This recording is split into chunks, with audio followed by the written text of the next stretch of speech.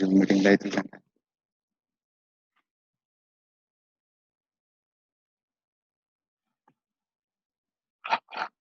लोग को ज्वाइन करो। हाँ डाल देती हूँ। Good morning, friends. Thanks to Dr. Jayavant Sonwalkar ji for his address, inaugural address. Now, I am pleased to welcome Dr. Vandana ji Shiva. Welcome, madam, for your long-waited in this conference, International Symposium on Environment and Vedic Wisdom. Now, वंदना जी किसी परिचय की मोहताज नहीं है, मैं जानता हूं। उन्हें बहुत सारे इंटरनेशनल अवार्ड्स मिले हैं, लेकिन दुख की बात यह है इतना काम करने के बाद भी उन्हें भारत का कोई गवर्नमेंट का पुरस्कार नहीं मिला है। मैंने सुबह इंट्रोडक्शन में भी यही बात कही कि जो पर्यावरण के लिए, जो शाश्वतता के लिए काम करते हैं, उन्हें बाहर से नवाजा जाता है, लेकिन जो अदर डेवलपिंग नेशंस के बारे में काम करते हैं, इसके बारे में काम करते हैं, उन्हें नवाजा जाता है। मैं वंदना जी को विदाउट एनी मैडम को मैं इनवाइट करता हूँ बायोडाइवर्सिटी वर्ल्ड एनवायरनमेंट डे पे अपना मैसेज दे। मैं मैडम से दरख्वास्त करता हूँ कि आप अपना एड्रेस शुरू करें। धन्यवाद मैडम। हिंदी में ना? जी चलेगा, हिंदी अंग्रेजी चलेगा मैडम, बोथ यू कैन।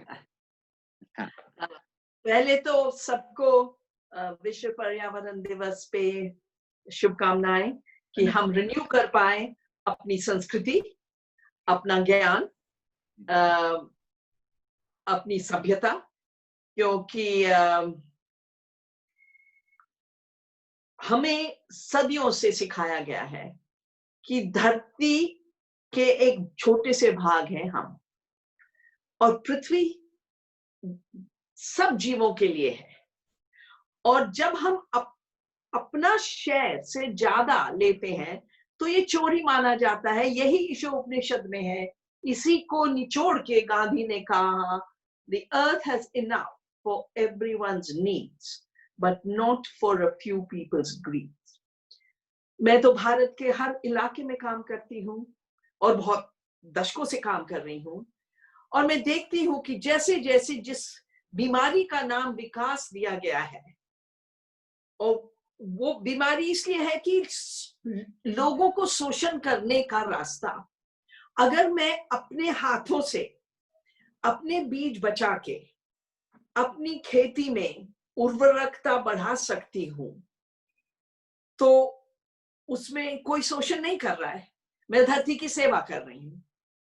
पर जब केमिकल फर्टिलाइजर आते, और ये थोपे गए थे भारत पे 1965-66 में जब हमारा सूखा पड़ा था, इसके ऊपर मेरी एक पूरी किताब है, violence of the green revolution, कि ये भारत ने चूज नहीं किया था, ये हमारे ज्ञान से और विज्ञान से नहीं निकला था। ये बहुराष्ट्रीय कंपनियों ने, जिन्होंने हिटलर के लैब के लिए, जर्मनी के लिए कंसंट्रेशन कैंप्स में लोगों को मारने के लिए केमिकल्स बनाए थे, वो ही लड़ाई के बाद इन केमिकल्स को एग्री केमिकल्स के नाम से बेचने लग गई, केमिकल फर्टिलाइजर्स, केमिकल पेस्टिसाइड्स। तो ये तो बाजार का व्यवस्था थी, मुनाफे की व्यवस्था थी। पर इससे प्रकृति और हमारी जो मिट्टी में करोड़ों जीव हैं वो मरे, और हमारी मिट्टी की उर्वरकता खत्म होने लग गई। पंजाब में जाके आपको देखने की जरूरत है बस कि जहां सब में लंबा हरित क्रांति का प्रैक्टिस रहा है, वहां क्या हुआ है। मैंने आदिवासी इलाकों में देखा है, खूब प्रॉस्परस होते थे 40 साल पहले हमारे आदिवासी, जेवरात पहनते थे, सिल्वर के बड़ी बड़ी उनके पैरों में, हाथों में। और फिर मैंने देखा केमिकल फर्टिलाइजर्स आदिवासी इलाकों में पहुंचे और उनको कन्विंस किया कि इससे वो अमीर हो जाएंगे, और वो अपने ज्वेलरी गिरवी रख के जहर खरीदा। तो आज धरती भी गरीब है, आदिवासी भी गरीब है, और जो लोग घर छोड़ के सोचा था शहर में उन्नत होंगे, वो भी इस लॉकडाउन के द्वारा आज अपने गांव वापस आ गए हैं। तो अगर हम आज कोरोना लॉकडाउन के समय से सोचें कि भारत का भविष्य क्या है, क्या वो है जिसने उनको भगाया था गांव से, जिसने उनके लिए जगह नहीं छोड़ी है?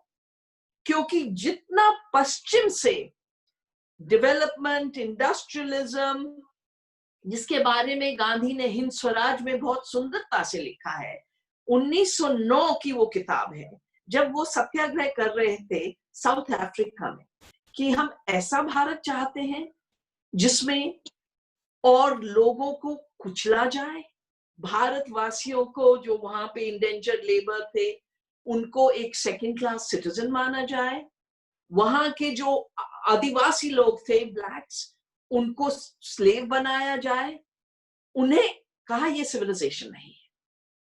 सिविलाइजेशन तो वो होती है जो अहिंसा के द्वारा प्रकृति को भी सुरक्षित रखती है और सारे समाज को भी सुरक्षित रखती है। आज कोरोना लॉकडाउन तो है ही, पर अगर आप लोग अखबार पढ़ रहे होंगे या न्यूज देख रहे होंगे, वो ही गुलामी जिसके खिलाफ 1906 में गांधी ने साउथ अफ्रीका में सत्याग्रह किया था, उसी का कॉन्सिक्वेंस आज ये है कि वो उस समय के जो स्लेव्स थे, ईस्ट इंडिया कंपनी बनाई गई थी 1600 में भारत को कॉलोनाइज करने को, और कुछ ही साल बाद स्लेव्स को अमेरिका ले जाने लग गए थे। तो आज जो अमेरिका की सड़कों पे ब्लैक लाइव्स मैटर करके लोग मार्च कर रहे हैं पीसफुली, वो 500 साल गुलामी का एक हिंसा वाली डेवलपमेंट, हिंसा वाली इंडस्ट्रियलिज्म का रास्ता है। हमको पुराने प्राचीन सभ्यता से, पर गांधी के आजादी आंदोलन के द्वारा ये 3 चीजें सीखनी है। पहला कि इंसान प्रकृति का एक भाग है, हम इससे अलग नहीं है, हम इसके मास्टर नहीं है। शोषण करना सिविलाइजेशन नहीं है, शोषण करना शोषण है, और ये इंजन। दूसरा कि क्योंकि हम प्रकृति के भाग हैं, जब हम प्रकृति के साथ काम करते हैं तो सबकी जरूरतें पूरी हो जाती हैं। मैंने पिछले 35 साल से अहिंसक खेती का प्रमोट किया। अपने पंजाब की स्टडी के बाद मैंने कहा मैं तो ऐसी हिंसा वाली खेती को बढ़ने नहीं दूंगी, भारत में अहिंसा की खेती करेंगे। और हमने सेवाग्राम से शपथ ली थी हम जहर मुक्त भारत बनाएंगे। एक हमने ऑर्गेनाइजेशन बनाया था, उस जमाने में नाम था संवर्धन, गांधी जी की कुटी।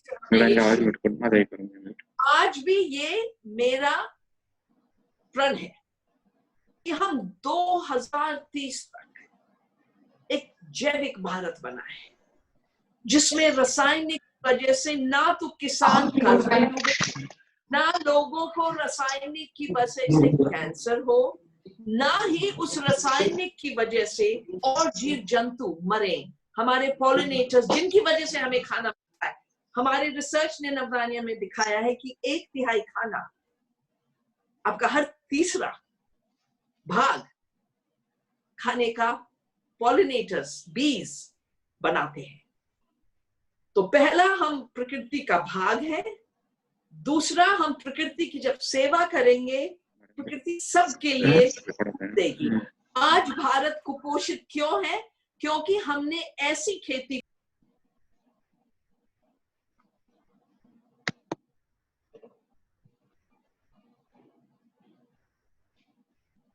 नोट कर लो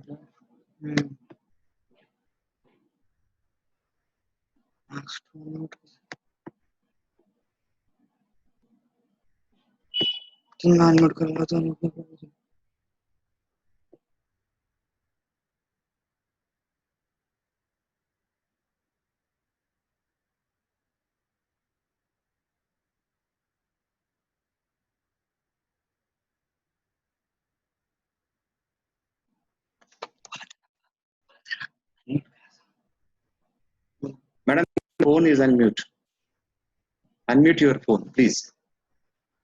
मैं ना आई कुछ तू बोलता नहीं ना madam please unmute your phone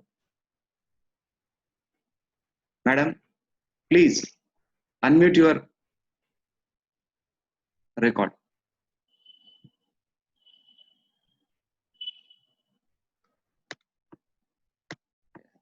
please unmute it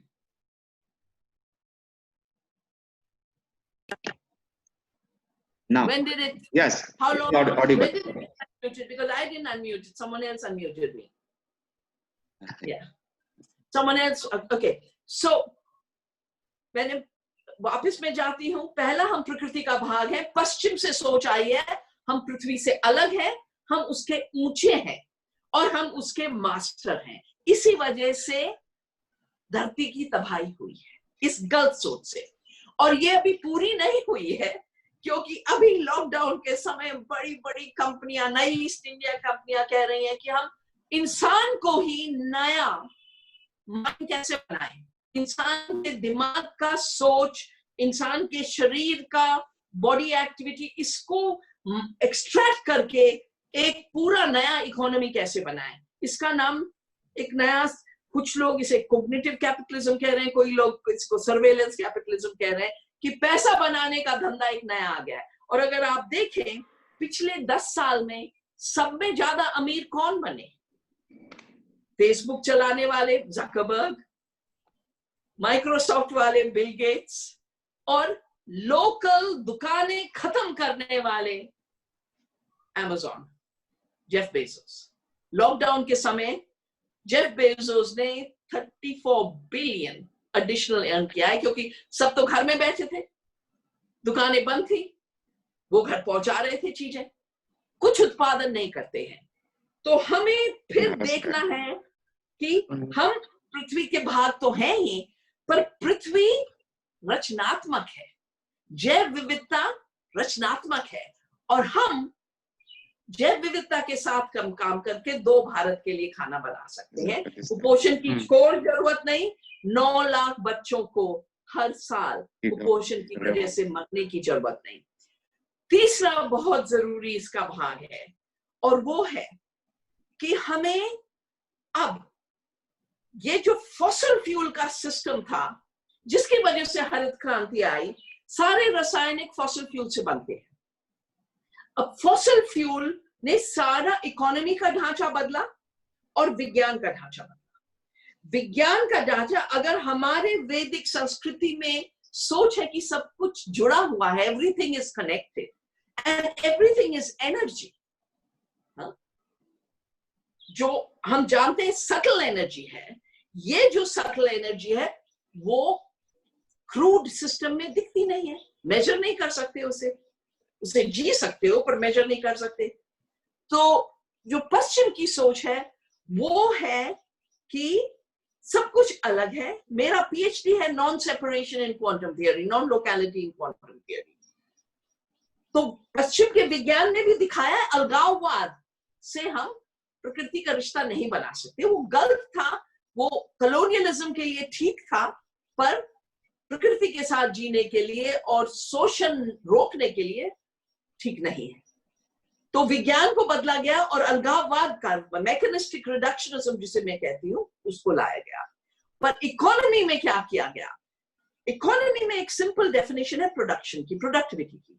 जब मैं कुछ उत्पाद करती हूँ, मेरे उत्पाद में निकला क्या और मैंने लगाया क्या, ये जो रेशियो है इसे प्रोडक्टिविटी कहते हैं.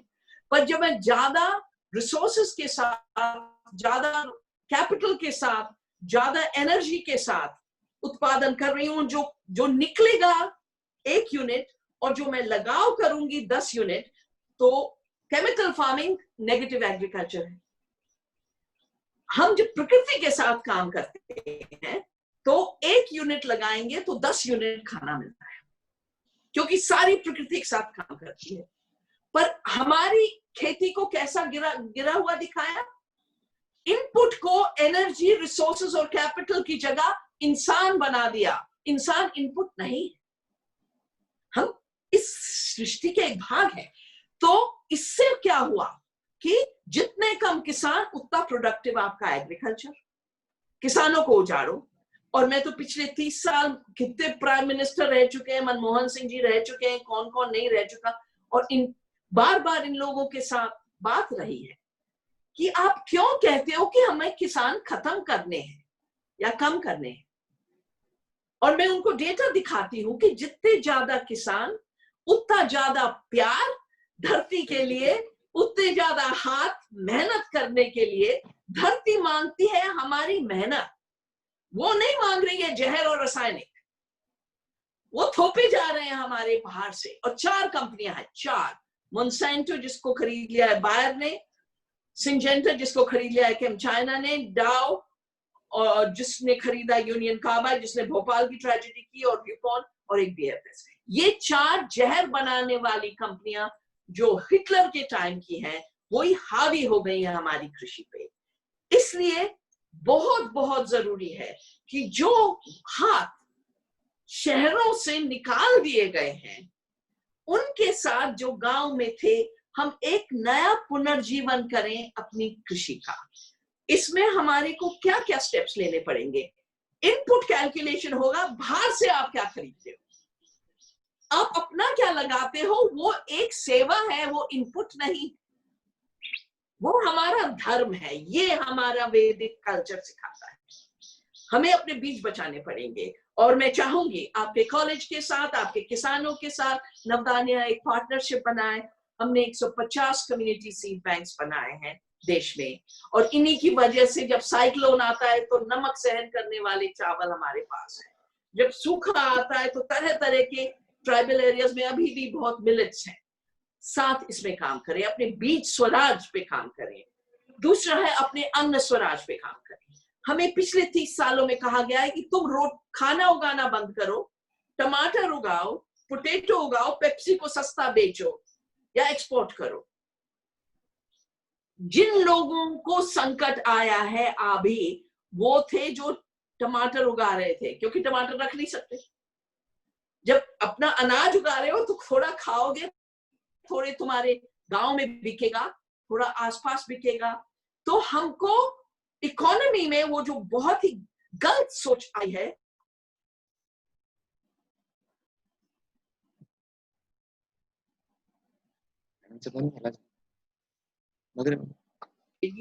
जिसमें हम जोड़ते हैं कि हम धरती को वापस देंगे जैविक खाद, हम धरती को वापस देंगे उसके अपने बीज, और इसके द्वारा हम उत्पादन इतना बढ़ा सकते हैं। जैसे मैंने कहा, 2 भारतवर्ष को पूरा खाना मिल सकता है, पूरे भारतवर्ष को पूरा रोजगार मिल सकता है, और रोजगार धरती की सेवा से निकलेगा। इसके लिए हमें पहले घर के लिए, भाई खाना तो सबको है, तो हर परिवार को अपने लिए उगाना चाहिए, गांव को अपने लिए उगाना चाहिए, क्षेत्र को अपने लिए उगाना चाहिए, और जो एक्स्ट्रा है वो बड़े शहरों में बेचे। शहरों में तो बस 20-30% लोग रहते हैं ना, तो एक्स्ट्रा तो बस थोड़ा सा जाना है। सब कुछ हम बाहर के देशों के लिए और शहरों के लिए क्यों उगा रहे हैं? इसी वजह से धरती का भी संकट है, भूखमरी का भी संकट है, बेरोजगारी का संकट है। आप लोग मेरे साथ जुड़िए, हम जैविक भारत बनाएंगे 2030 तक, एक आत्मनिर्भर, स्वावलंबी, जिंदा भारत, जिसमें ना कोई कर्ज की वजह से किसान आत्महत्या करे, ना कोई बेरोजगार हो, ना कोई बच्चा कुपोषित हो, और ना ही हम किसी जीव को जहर के द्वारा खत्म करें। हमें समय आ गया है अपने वैदिक कल्चर की तरफ मुड़ने का, अहिंसा के द्वारा जीने का, सारी जैव विविधता को बचाने का, और इसके साथ हर एक की खुशहाली, सर्वे भवन्तु सुखिना के साथ हम जीते हैं। हम ये नहीं कहते और सब मरे मेरा पैसा बने। ये सोच एक थोड़े से 5-10 लोगों की सोच है। उन 5-10 लोगों की राक्षसी सोच को हमें हावी नहीं होना चाहिए। हम सदियों से टिके रहे हैं, और ये टिकाऊ अब और भी ज्यादा जरूरत है भारत का भविष्य बनाने का। आप सबको फिर से वर्ल्ड एनवायरनमेंट डे के लिए मेरी बहुत ग्रीटिंग्स, और मैं चाहती हूं कि हम भारत के एक एक कोने में पहुंच के इस नए पुनर्जीवन को लाएं। धन्यवाद। धन्यवाद मैडम, धन्यवाद। बाळासाहेब आभार.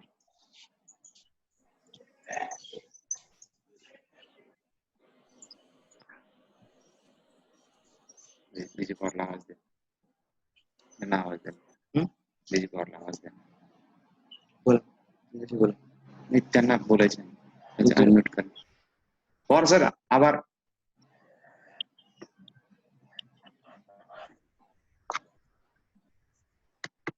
बोलताय. अनम्यूट करा Pawar sir. Pawar sir unmute करा. Hello. हा चालेल. येतोय आवाज. I am here to Only make express them. vote of thanks. First of all, I express my gratitude to Professor Jayavant Salva Sonwalkar, who is a Vice Chancellor of Bhoj University, Bhopal, Madhya Pradesh, who has accepted our invitation of symposia and gave his valuable time. So I thank him on behalf of our college and Department of Botany. Next, I also thank Professor P.P. Mahulikar, who is Vice Chancellor, KBC NMU Jalgaon, who has also given his valuable time and accepted our invitation. I thank him on behalf of Department of Botany and as well as on behalf of college. And lastly, but not the least, who has won our hearts and spoke a very beautiful Hindi and gave us how to save farmers and their farming activities, which are continuously feeding us and feeding our nation. Once again, I also thank Dr. Vandana Shiva, who is from New Delhi, spoke on biodiversity and environment, who has given her valuable time. I thank her on behalf of college and Department of Botany. Thank you, one and all who are on the wall.